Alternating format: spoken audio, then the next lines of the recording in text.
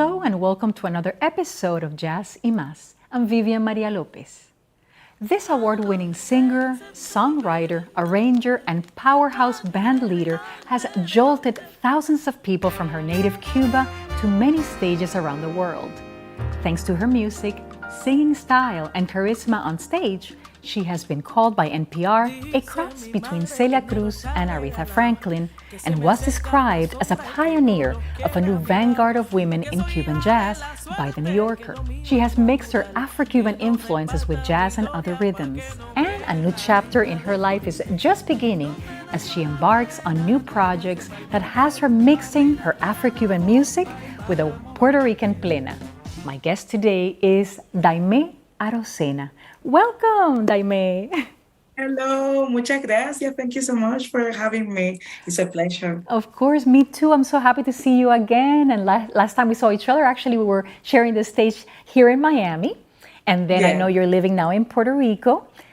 But as we know, this beautiful story of Daymé Arocena began in Cuba, right in Havana. Tell me more, how was your childhood growing up in beautiful Havana? Well, my childhood was beautiful in so many aspects. Uh, of course, it was difficult in so many other aspects too. But I have to say that my family was a musical family. They were musicians. I didn't grow up in a musician's house. I grew up in a house where everything could become a musical instrument. Because I was born in the 90s, in 1992. So my uncles, my aunts, my cousins, all of them, they will play music all the time. Every single time we had any kind of power off or electricity, you know, this type of situations in the 90s in Cuba. So because we wouldn't be able to play the radio or the TV, they will make music for me, and they will make music also for them. So they will use anything. They will play rumba in the on top of the furniture, anything. That's how I grew up. So it was a moment of a lot of adversities, but at the same time, I was able to see light at the end of the tunnel always, because they always had this smile and this way to bring happiness when things were difficult. So music was always an answer for me to feel better, to feel good, to feel safe. Even though I grew up in a house where we were 14 people, 2 bedrooms, 1 bathroom, like in a really difficult and tough situation, I could say that my childhood was really, really happy. Aww. In fact, your mom, I've heard you probably sang before even you knew how to speak, right? Because of the music that was flowing in your veins and the spirit in your house as well. Yeah. And I believe, you know, when you raise a child in a house where everybody's singing, so your child just starts singing too all the time. They didn't do this thinking that they were influencing me. That was just the way they lived life. And if you think about how we Black people are, actually, we are pretty musical, and we have changed the world through music. Music is a really important aspect of our heritage and our way to see life. Also to connect with our spirituality and all of that, music has been playing a huge and important role in Black people's life, especially in this side of the world where my ancestors came as slaves. Music saved them and saved their energy in moments of adversity. So, I mean, I wasn't a slave when I was born. That happened too many years ago. Yeah. But I believe it is in my blood. Just the fact that when you have a dark and difficult situation, you just sing, and you can see it in blues music, jazz music, rumba music. It's mainly Black music, and it's coming from adversities. So. I mean, I'm blaming this flavor on my ancestors. No, and it frees you, right? It's the music that would free, through music is that we can become free, and it's a way of Exactly. expressing that as well, right? And that's so Exactly. important, and you always honor that very much in your beautiful music, in your compositions, in your performances, without a doubt. Now, you were only 10, you were accepted into the Conservatorio de Música Alejandro García Caturla, right? And then you began your studies there. So tell me more about the time in the conservatorio, and of course you graduated from the prestigious Conservatorio Amadeo Roldán as well. Yeah. So the thing is that my parents, they noticed that music was a thing for me when I was so little. Like at the beginning, when I was like, I don't know, 4 or 5 years old, they would say, "Oh, she's just a kid that likes to sing." But they started noticing that I was obsessed with music, that I will come back from kindergarten and I will play. I wouldn't watch cartoon. I will play music. Oh. I will play from Selena Quintanilla to the Bee Gees or Whitney Houston. I will listen to any kind of music. I will come to my father. I will whisper him melodies. And sometimes he will say, "Oh, that's a melody of this singer," or "that this is a melody of this another singer." But my parents said that once I started singing songs for them, and they said, who is that music coming from? And I was like, "That's mine." So they, at certain point, they said, "Whoa, this girl really is She into means music. business. Yeah, let's take care of her and let's pay attention to this." So they took me into the conservatory to apply to study music. In Cuba, the system is different, the educational system, and if you want to become a musician, study music in a conservatory, you have to know it and you have to reach and try to get in the school before you are 10 years old. So that's the last chance you have to enter the school, because they have this Russian system where they believe kids in music have to be treated and trained as doing this kind of heavy sports, that you have to turn your body and prepare your body since you are really small for the instrument.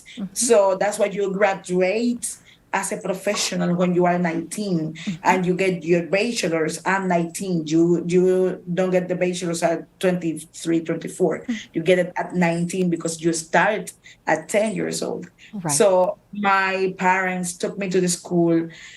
Thanks God I got into the school, which is such a thing, especially coming from my background. It's not a secret for anybody that in Cuba, these spots to study in special schools are really limited. They will take only 20 kids per school. They will be really selective, and they will put on top kids that are coming from a different type of family. Instead, pick kids like me. Like if there is 20 spots, 15 spots are going to be for kids coming from more accommodated families, and then they will give 4 or 5 spots to other kids. So my parents told me, you gotta fight hard, and you gotta be the best, because if you are not the best, they are not gonna give you the spot. Not even the chance to that. They are not gonna give you a chance. Once I got into the school, I was such a tough and serious student. I never gave me a space and opportunity to fail. I was so pushy and so focused. I knew that I could never get in trouble, but because I would be kicked out of the school at the minimum trouble, at the minimum problem. So probably now in my life as an adult and as a professional musician, I'm really tough and serious and focused. And people sometimes don't know where's that coming from, but probably because since I am 10 years old, I had to fight and be that way to get where I got. It's helped you professionally nowadays, so it was good that you had that straight and strong, perfectionism, if you may, and you've continued it in your life now professionally. But So that's great learning. Now, we're going to have to take a break, but when we come back, Daymé is going to tell us of her beginnings in new countries and how that all came about. Stay tuned.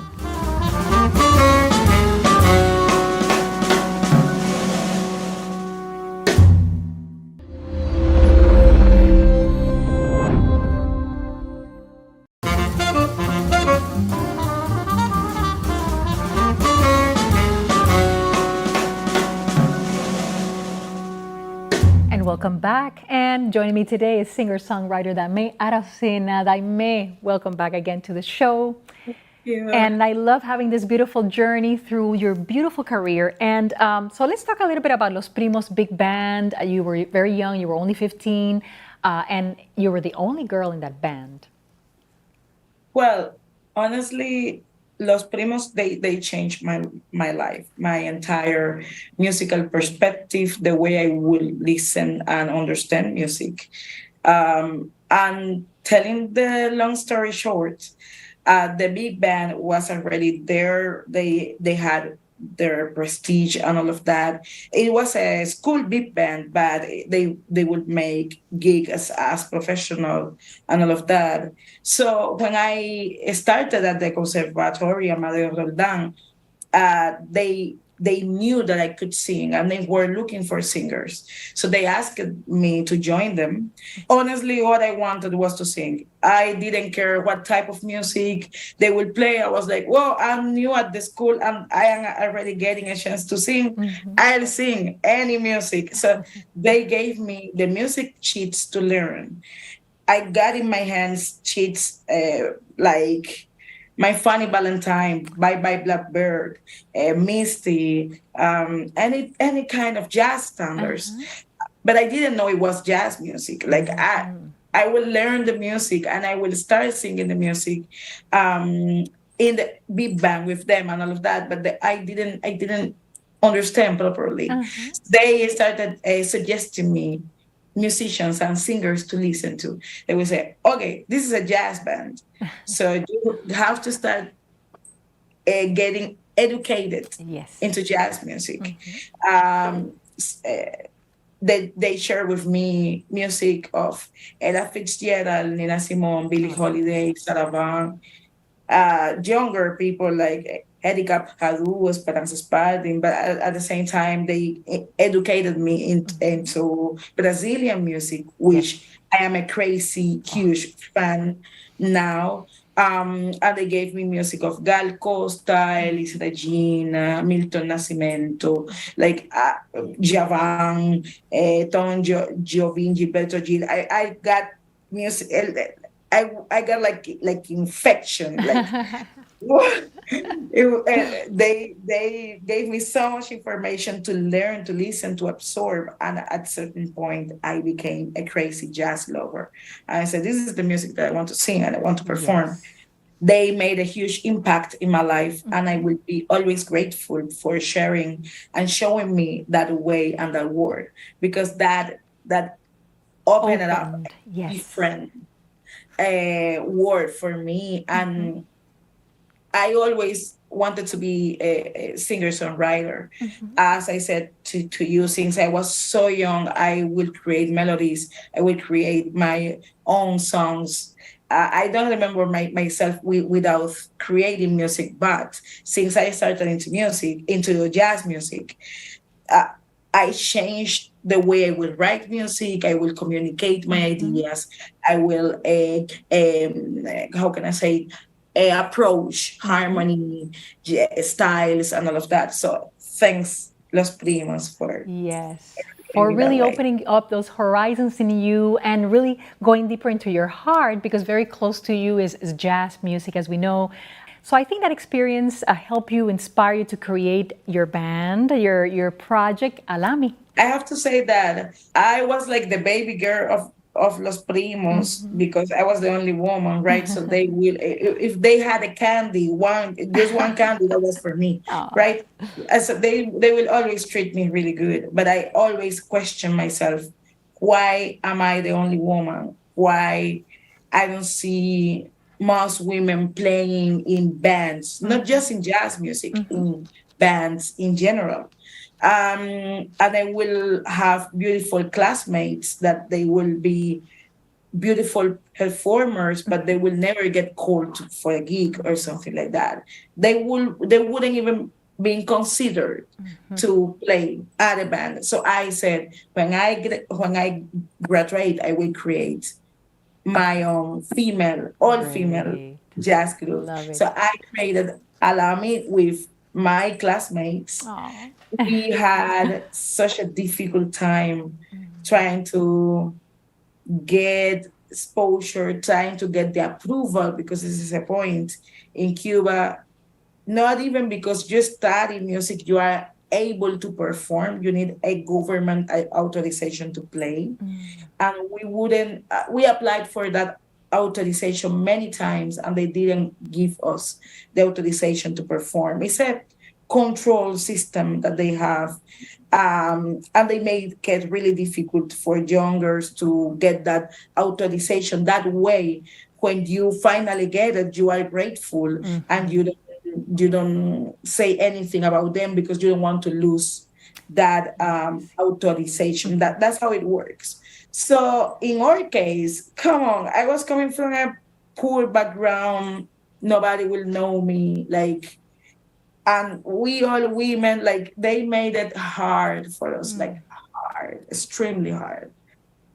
And we found certain ways to play for no money in specific places, because you can always perform and not get paid, and you get some kind of exposure. Exposure and little by little Yeah, connect. and that way we at certain point we met a person that her name is Jane Bonnet. She was really well known at the time Correct. in Canada Yes. as a jazz performer, and she decided to start making a project with us. So Alami was already there. She had a different project, all male project called The Spirit of Havana, Right. where she was the only woman. And when she saw us playing all female and all of that, she said, "Oh, this is a great chance. This is a great opportunity." And we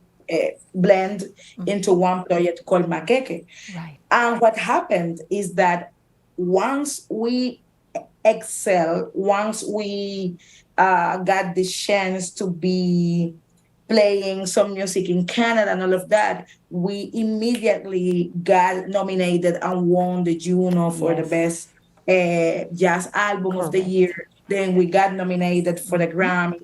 And we were exactly the same girls that didn't have authorization to play in Cuba. So Wow.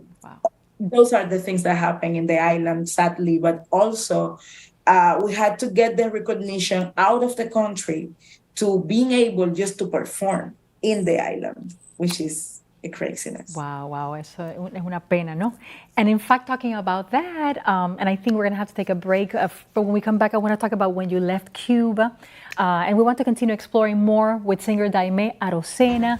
Again, we're going to hear when she left and where she currently is living now in the beautiful island of Puerto Rico, and what has that offered to Dayme's career. Stay tuned.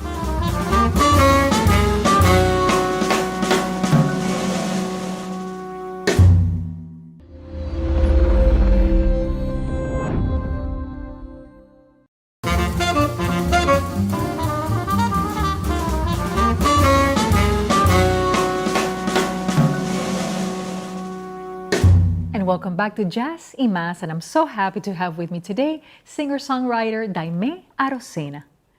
Dayme, so now comes the time that you decide to leave Cuba. When and how did that happen?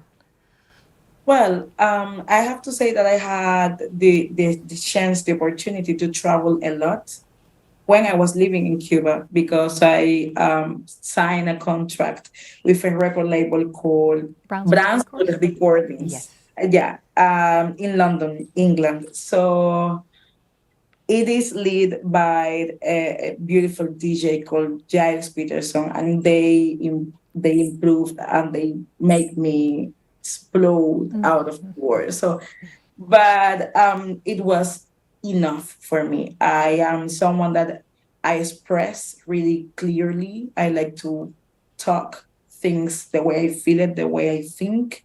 And I started feeling the pressure of living in Cuba and being and having exposure and not being free enough to say what I wanted to say, to express the way I wanted to express, also to grow the way I wanted to grow. So my husband and I decided to leave. Also because my husband he used to do photojournalism independently in Cuba, which is another topic and really Ah. complicated. So it was a difficult moment for us, and we decided to go. Now, we left Cuba, we moved to Canada, which is a country different in all aspects.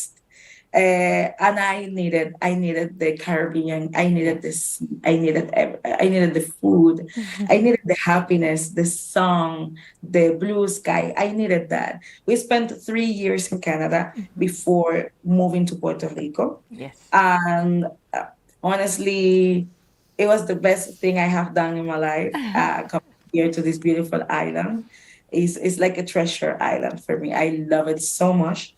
And the treasures of this island are basically culture, music, food, the energy of the people. They are so warm, so welcoming. I feel like home. I feel like back in Cuba, but Yes. in better conditions. So that's why I wrote a song for Puerto Rico, because Puerto Rico has become my second home. Like I feel it as a proper home. Sometimes you live in a country that you have to live there, but you don't feel it like home. But Correct. Puerto Rico is home for me, especially because we share Afro culture too. We share Yes. rhythms. We share music styles. We share the way we dance, the way we talk. I am so glad to be here, and that's why I wrote a plena Puerto Rican authentic genre Uh-huh. called Para Mover los Pies, which is like explaining to the Puerto Ricans who I am, what I am here, and why I am so grateful with them for welcoming us Yes. in the island. Now, for you to combine, like you said, the plena, authentic Puerto Rican rhythms with your Afro-Cuban roots and sounds as well, seems like a natural synergy, like a perfect connection, right? Yeah, it wasn't difficult at all. It's a plena that has a little bit of timba cubana, Uh-huh. which is, those genres, they just blend pretty They, easily, because it's like they are all coming from the same roots. yes. So Africa, I yeah. believe it's a great track to dance, but also to think, to listen, to The understand message. The the message. situation of both islands. Yes, Yeah. the message is excellent. And also talking about, I know that you've been in your different albums. 2015 was that first one, and how you continue incorporating and different genres within, you kind of like maybe finding yourself and more, right? Your authenticity. Yeah. For example, my first album, Nueva Era, was more focused on world music, like more experimental. I did it in London with British musicians mainly. So it has a different flavor. Then I moved back to Cuba to record, and I did Cubafonia in 2017, which is my biggest album until As a, today, right. which is an album that is focused on Cuban genres and the diversity of Cuban genres. So, because sometimes I started traveling and people will ask me, cha cha cha is a Mexican genre, and I would be like, whoa, like, yeah, because there is this misunderstandings and all of that. So I decided to make an album that was really Cuban, Yes. but contemporary Cuban. So that's Cubafonia, where my biggest track, La Rumba Me Llamo Yo, Oh, is yes. album. Then I did an experimental jazzy album called Sonocardiogram, which is an album, as I said before, jazz trio, experimental. I wanted to show that side of Daymé too, because people will always see me also as this folkloric Latina black women play music to make you dance, which I love. But I really wanted to show that side of mine more sophisticated. Let's Yes. say when we talk about music and jazz complexities, and then now I'm doing a totally different project. Each album of mine is different. That's why I So love it. yeah, this is a totally different project. I came to Puerto Rico to record with my favorite uh, of all times, I could say, producer Yes. in America. I never imagined I could make an album with him. I always saw him far away from me. Like it was like, whoa, big for me. And I was so impressed when we connected and he knew my music from before. He invited me to come to Puerto Rico and discover what was happening here. He came like my brother.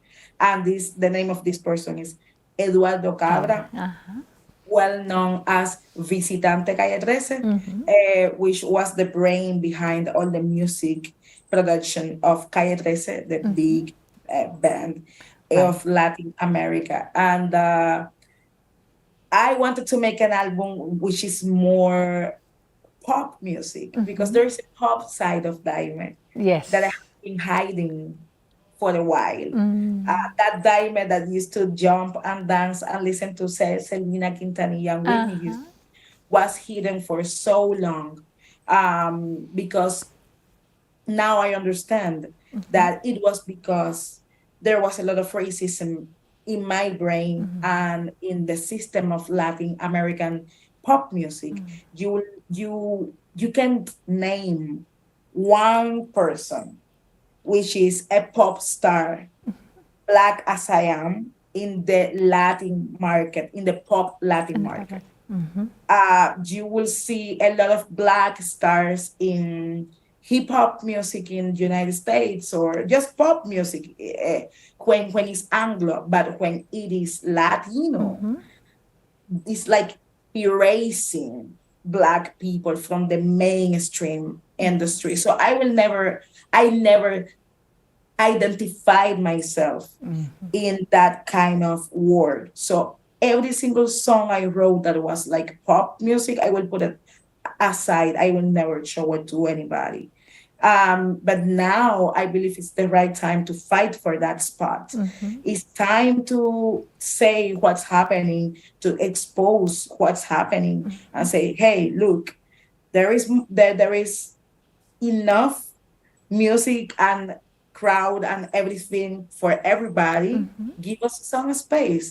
Because rhythms like, I don't know, merengues, many genres that are in the mainstream, reggaeton, for example, is pretty black. It's black music. Yes. And you don't see black people in reggaeton, which is really weird. So I came to Puerto Rico with a mission, learning about the industry a lot. And in the meantime, I'm swimming and I'm eating alcapurrias. But I am mofonguito, qué rico.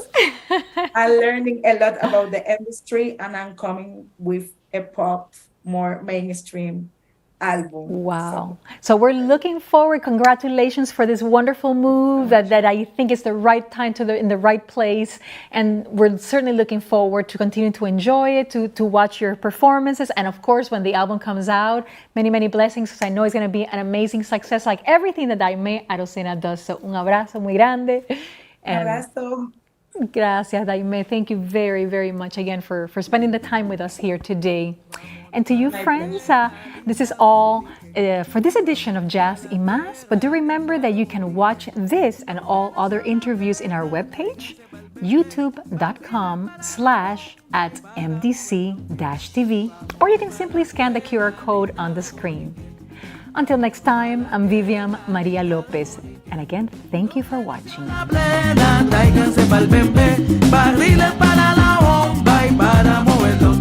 Yo soy de una isla hermana, tierra de arena y sal. Mi canto es